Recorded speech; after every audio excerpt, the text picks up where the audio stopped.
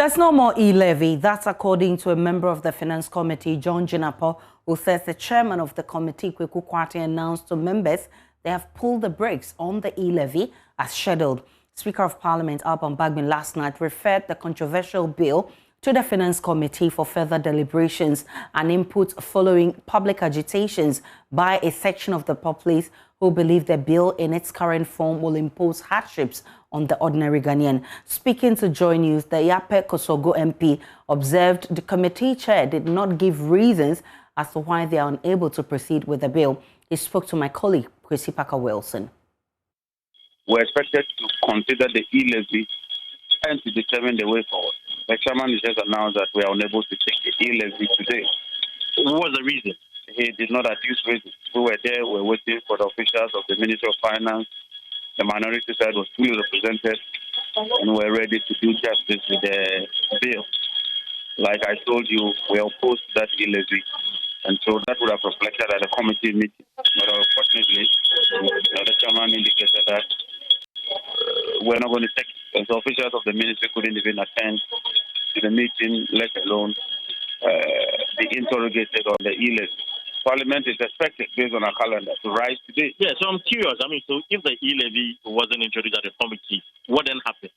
It means that there's no e-levy as far as we speak, because the first reading doesn't bring the bill into force. We need to do a consideration. We need to go through the second reading. We need to go through the third reading. We need to bring all our issues. Those of us opposed to it will canvass against it. And so, as it stands, as far as we are concerned, there's nothing to consider. We are ready to go and deal with it. But if it's not before us, there's nothing we can do. So the appropriation bill will be passed without the e-levy. Is that the clarity I'm getting from you? I don't know, but I can tell you that we haven't considered the e-levy.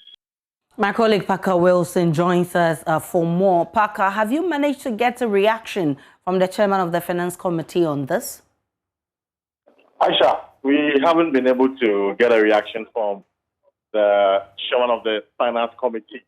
But I can say that some of the NPP MPs that have spoken to themselves have admitted that they have picked up information that the electronic transfer or the Momo tax or the e-levy has been, in a way, withdrawn for now for further engagement. And when that is done, they can now proceed on the way forward on how they can reintroduce the bill or the levy back to the House for its consideration. So we do understand that what is going to happen is about more consultation and engagement with the minority, the civil society organizations, and the individuals who have raised critical concern over the introduction of the e-levy. Now, Parker, we know the parliamentarians are supposed to be winding up and take a break from today. What other business have they been conducting in the House? So they are still adopting and approving the budget estimate for the various sectors. Just a while ago, the budget estimate for the Electoral Commission was approved, but then there were concerns about the injustice that has been committed to the people of Sancho Kofi, Akpafu, Lolobi, and the others.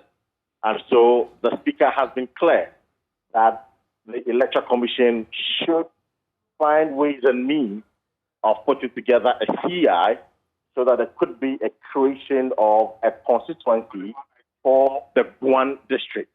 And you know that the Speaker himself said that it is a sin that you have a district without a constituency. And so for him, it will be very important that Parliament begins to look at how they can work together with the Electoral Commission to create a new constituency.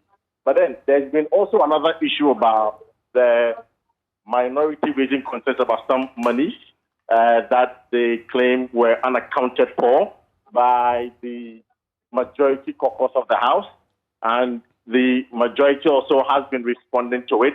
In fact, there are subsidies of the interest rate, and the ranking on the Trade and Industry Committee, Amokofiwa, And then, of course, the Deputy Minister responsible for Trade and Industry, Michael Ochebesi, has also denied the claim. In fact, according to Michael Ochebesi, the document was submitted to the committee last night, where they detailed for every one district, one factory, the monies that were given to them as interest, subsidy interest. And so it is never true that they could not account for the missing money. And Amako Fibo has been making the point that over 200 million Ghana cedis were unaccounted for. So, Honorable, you say over 200 million Ghana cedis were unaccounted for. Is that what it is? Yes, what we are saying is that 269 million is what is supposed to have been used as loan subsidies for this one district, one factory, to basically de-risk and get the banks to give them these loans at lower interest rate. Now, this was what has been reported in this budget. And the word was very important. It says that 269 million has been disbursed. And so we demanded to know the names of the companies and how much loans they've collected from each of these banks that has been identified. We have received the report.